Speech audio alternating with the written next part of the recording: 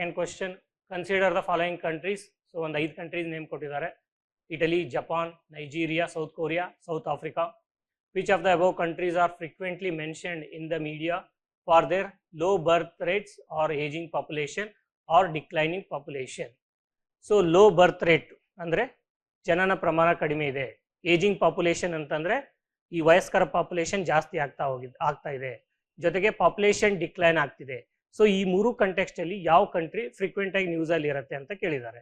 So this is about population decline. So population decline ಅಂದರೆ ಈ ಜನಸಂಖ್ಯೆ ಇಳಿಕೆ ಆಗೋದ್ರ ಬಗ್ಗೆ ಯಾವ ಕಂಟ್ರಿ ನ್ಯೂಸಲ್ಲಿ ಇತ್ತು ಅಂತ ಕೇಳಿದ್ದಾರೆ.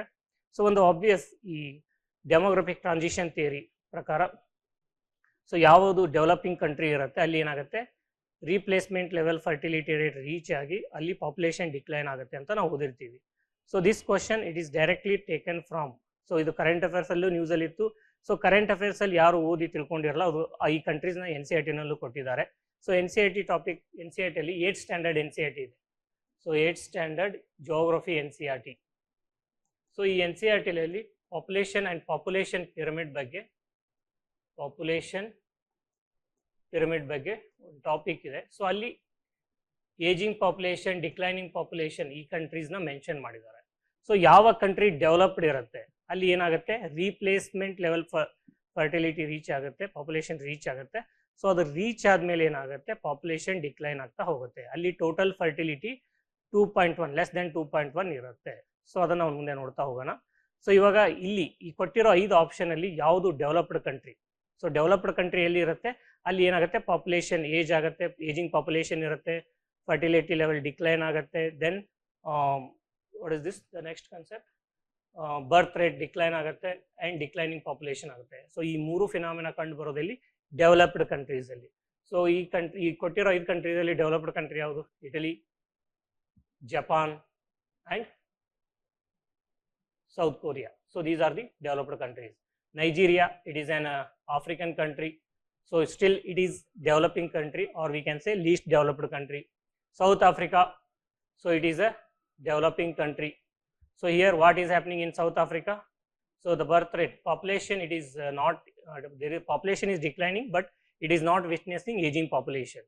So that also does not fit. So what is the answer? 1, 2 and 4. 1, 2 and 4, that is option A is the answer. So now we will see answer and explanation. Answer and explanation ಏನಿದೆ ಅಂತ ನೋಡೋಣ. 1, 2 and 4. So country wise analyze ಮಾಡ್ತಾ ಹೋದ್ರೆ, oldest population Italy, it has one of the oldest population in the world. ಇಲ್ಲಿ total fertility rate ಎಷ್ಟಿದೆ ಅಂದರೆ 1.2 ಇದೆ. So what is the replacement level fertility rate? It is 2.1 ಇರಬೇಕು. So ಇಲ್ಲಿ ಏನಾಗ್ತಿದೆ, population decline ಆಗ್ತಿದೆ ಆ್ಯಂಡ್ ಏಜಿಂಗ್ ಕ್ರೈಸಿಸ್ ಅಂದರೆ ಈ ವಯಸ್ಕರ ಪ್ರಮಾಣ, ಪಾಪ್ಯುಲೇಷನಲ್ಲಿ ವಯಸ್ಸಾದವ್ರದ್ದು ಹಿರಿಯ ನಾಗರಿಕರ ಸಂಖ್ಯೆ ಏನಾಗ್ತಿದೆ, ಜಾಸ್ತಿ ಆಗ್ತಾ ಹೋಗ್ತಿದೆ. Then Japan, this is the classical example for super aging society. ಜಪಾನ್ನಲ್ಲಿರ್ತಕ್ಕಂಥ ಪಾಪ್ಯುಲೇಷನ್ ಏನಾಗ್ತಿದೆ, ಸೊ ಏಜ್ ಇರೋ ಈ ವಯಸ್ಕರ ಪ್ರಮಾಣ ಏನಾಗ್ತಿದೆ ಅಲ್ಲಿ ಇಟಲಿಗಿನ ಜಾಸ್ತಿ ಇದೆ, super aging. So that is the meaning. Then its workforce is shrinking ಅಂದರೆ ದುಡಿಯುವ ಕೈಗಳು ಕಡಿಮೆ ಆಗ್ತಿದೆ. And also population is declining. So ಇಲ್ಲಿ ಟೋಟಲ್ ಫರ್ಟಿಲಿಟಿ ರೇಟ್ ಎಷ್ಟಿದೆ ಅಂದರೆ 1.2 ಇಂದ 1.3 ವರೆಗೂ ಇದೆ. Nigeria high fertility rate. So total fertility rate ಎಷ್ಟಿದೆ, 5+ ಇದೆ. So it doesn't fit into this, right. So rapid population growth ಇದೆ. ಇಲ್ಲಿ ಪಾಪ್ಯುಲೇಷನ್ ಏನಾಗ್ತಿದೆ, ಕಂಟಿನ್ಯೂಸ್ ಆಗಿ ಗ್ರೋತ್ ಆಗ್ತಿದೆ. ಆ್ಯಂಡ್ ಯೂತ್ಫುಲ್ ಪಾಪ್ಯುಲೇಷನ್ ಜಾಸ್ತಿ ಇದೆ, ಅಂದರೆ ಈ ದುಡಿಯುವ ಕೈಗಳು, ಸೊ ಯುವಕರ ಸಂಖ್ಯೆ ನೈಜೀರಿಯಾದಲ್ಲಿ ಜಾಸ್ತಿ ಇದೆ. There is no ageing population.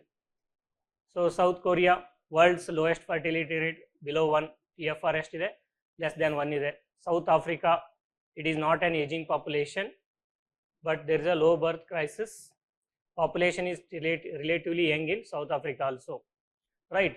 So apart from this Italy, Japan and South Korea, so we have Germany, Spain, recently China.